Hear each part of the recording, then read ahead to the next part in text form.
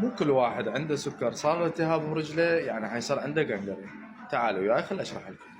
شكو شخص عنده سكري وصار عنده التهاب برجله او داس على شيء مو معناته راح يصير قنقري، لا.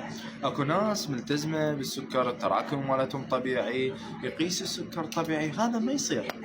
هذا ما يصير بيه شيء. ممكن يتعالج الالتهاب، حتى اذا ما تعالج الامور طيبه، يعني ما راح يصير بيه قنقري. احنا ماخذين هذا بيه سكر خطيه، صار جرح برجله، داس على مسمار، ها هي راح تنقص رجله. مو هيك.